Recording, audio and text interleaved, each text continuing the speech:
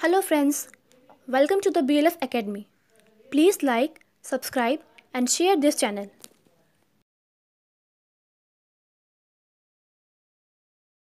Welcome friends, आप सब लोग कैसे हैं। मैं भिकना पहाड़ी से एम गोपाल राजपूत आज बिहार बोर्ड की 12 की बुक जिसको कि रेनबो पार्ट 2 कहते हैं, उस बुक के चैप्टर को समराइज करने जा रहा हूं। प्रत्येक चैप्टर की समरी आपको जो है मैं बताने जा रहा हूं, जिसमें सबसे पहला जो चैप्टर है वो है इंडियन सिविलाइजेशन एंड कल्चर। जैसा कि आप सभी जानते हैं कि भारत की जो सभ्यता है और भारत की जो संस्कृति है वो पूरे विश्व में सबसे अच्छी सभ्यता और संस्कृति है, क्योंकि यह वो संस्कृति है, यह वो सभ्यता है जिसने भारत के अंदर ऐसे महापुरुषों को जन्म दिया है जिन महापुरुषों ने न केवल भारत के लोगों का मार्गदर्शन किया है बल्कि पूरे विश्व का मार्गदर्शन किया है। और शायद उन्हीं विश्व गुरुओं में से एक विश्व गुरु हमारे महात्मा गांधी हैं, जिन्होंने इस चैप्टर को लिखा है। ये महात्मा गांधी के द्वारा लिखा गया चैप्टर है।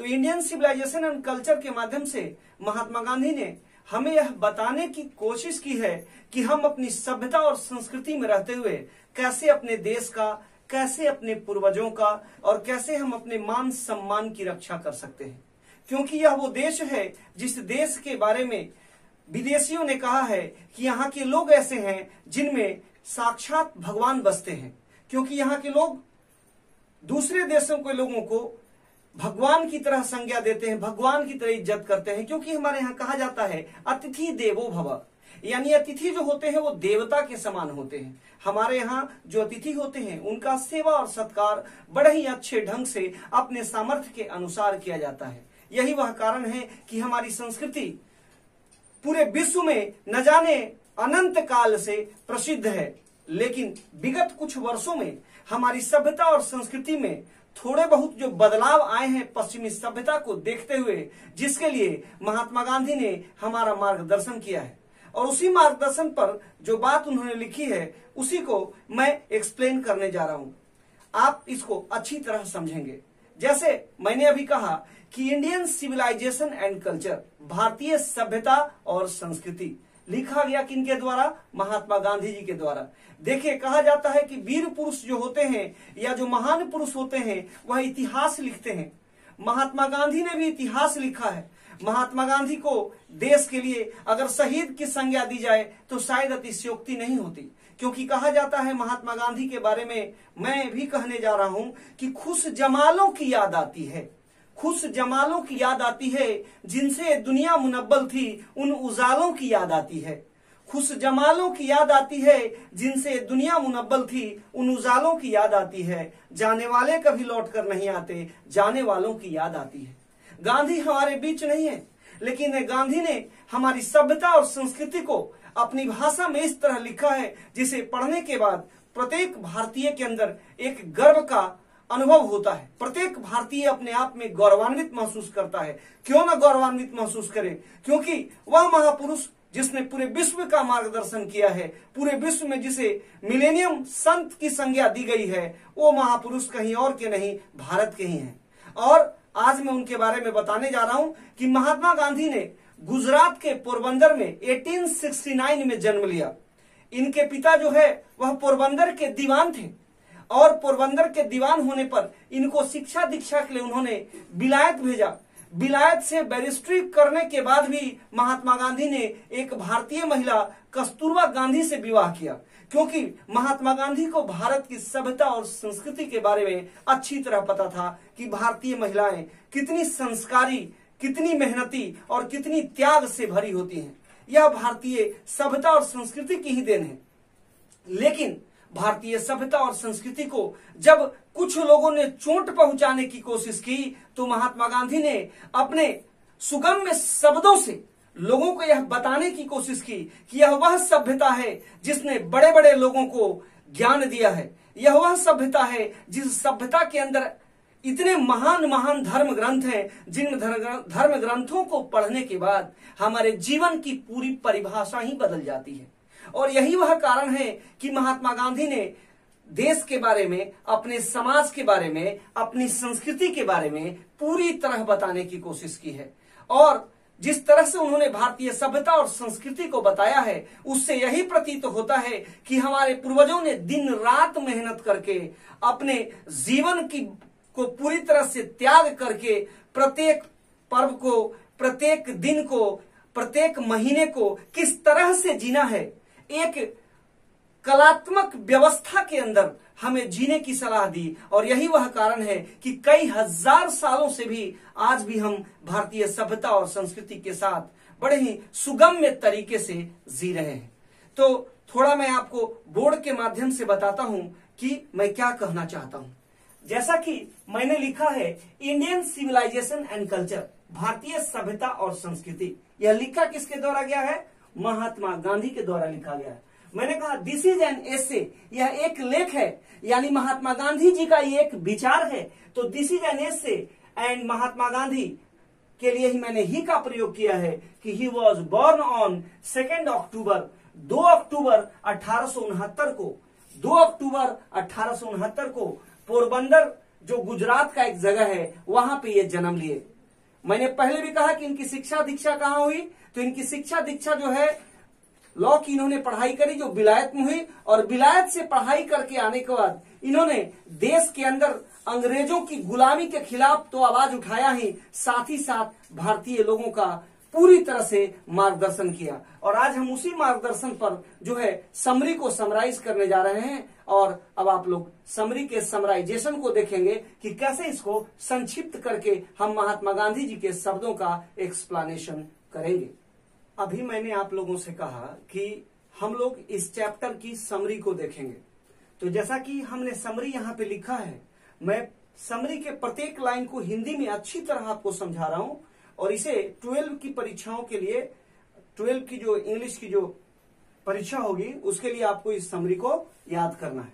तो मैंने लिखा है इंडियन सिविलाइजेशन, इंडियन सिविलाइजेशन का मतलब भारतीय सभ्यता, एंड कल्चर, संस्कृति, भारतीय सभ्यता और संस्कृति इज है one of most inspirational, inspirational का मतलब होता है प्रेरणादायक, सबसे अधिक प्रेरणादायक कल्चर्स, संस्कृति इन द वर्ल्ड।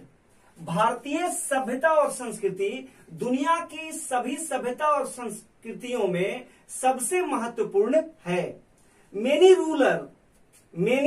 रूलर्स करें कि मेनी रूलर्स, बहुत सारे शासक, रूल्ड इन द वर्ल्ड, दुनिया में शासन किया, बहुत सारे शासकों ने दुनिया में शासन किया, बाय देयर पावर, अपने ताकत के बल पे, अपनी सत्ता के बल पे, एंड मेनी सिविलाइजेशन, बहुत सारी सभ्यताएं, मेनी सिविलाइजेशंस, बहुत सारी सभ्यताएं केम आई, एंड देयर एग्जिस्टेंस, एग्जिस्टेंस यहां वर्ड आप देख रहे हैं, एग्जिस्टेंस का मतलब होता है अस्तित्व, उनका अस्तित्व जो है एग्जिस्टेंस इज जीरो, आज शून्य हो चुका है। क्यों शून्य हो चुका है उसका कारण हम लोग अगले पैराग्राफ में देखते हैं। बिकॉज ऑफ, क्योंकि देयर सेल्फिशनेस, उनके स्वार्थ परकता के कारण ग्रीक सभ्यता आई, रोमन सभ्यता आई, तमाम सभ्यताएं आई और चली गई, क्योंकि ये सभ्यताएं स्वार्थ से युक्त थी। हमारी सभ्यता में कोई स्वार्थ नहीं है। जैसा कि मैंने कहा कि because of their selfishness, still आज भी इंडियन सिविलाइजेशन, भारतीय सभ्यता इज अलाइव, जीवित है, is alive in Indian cities, भारतीय शहरों में, एंड विलेजेज, भारतीय गांवों में।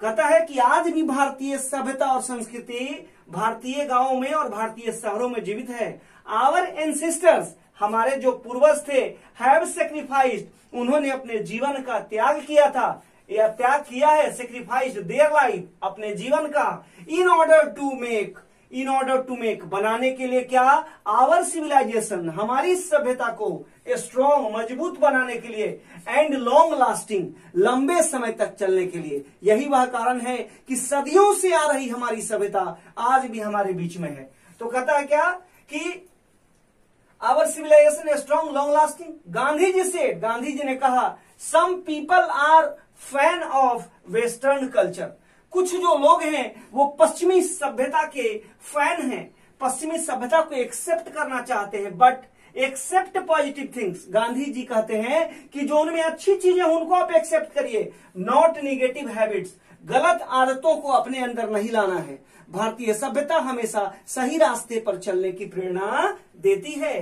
इट कैन स्पॉइल, यह बर्बाद कर सकता है, आवर डिग्निटी, हमारी गरिमा को। हमारे पूर्वजों ने जो हमें गौरव दिया है, जो संस्कृति दी है, अगर हम वेस्टर्न कल्चर से गलत आदतों को एक्सेप्ट करते हैं तो हमारी गरिमा बर्बाद होती है। Dignity and heart of Indian heritage, भारतीय जो विरासत है, जो हमें कल्चर एक विरासत के रूप में मिला है, वो हमारा क्या होगा, बर्बाद हो जाएगा। Heritage, Bharat is a world mentor, Bharat एक विश्व गुरु है, Bharat is a world mentor and we should, हमें चाहिए, लिव विथ इट, हमें इसके साथ जीना चाहिए। एंड इट शोज, यह प्रदर्शित करता है, इमोशनल बॉन्डिंग, भावनात्मक लगाव, हमारी अपनी सभ्यता से हमारा भावनात्मक लगाव है।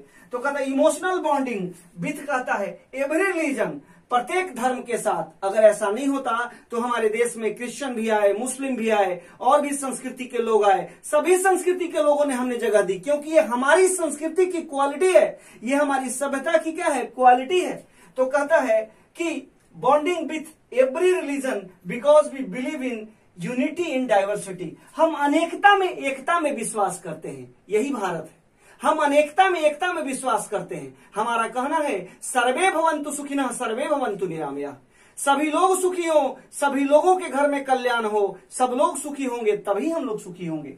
तो believe in unity in diversity, by and large, कुल मिलाकर इंडियन सिविलाइजेशन, भारतीय सभ्यता is the heart of the people, यह लोगों का हृदय है, is the heart of people, यह लोगों का हृदय है। And we cannot alive without it, हम लोग इसके बिना जीवित नहीं रह सकते हैं, हम लोग जिंदा नहीं रह सकते हैं, क्योंकि हृदय जब शरीर में नहीं होगा। अगर सभ्यता और संस्कृति की बात करते हैं तो भारत की सभ्यता और संस्कृति लोगों के हृदय की तरह है, और एक व्यक्ति बिना हृदय का कैसे जीवित रहेगा। इसलिए हमारी सभ्यता, हमारी संस्कृति पूरे विश्व में सबसे महान है। हम दुनिया के सबसे महान सभ्यता और संस्कृति के अंदर जीते हैं, और इसका हमें गर्व है, और हम एक भारतीय हैं, इस पर हम सभी गर्व का अनुभव करते हैं।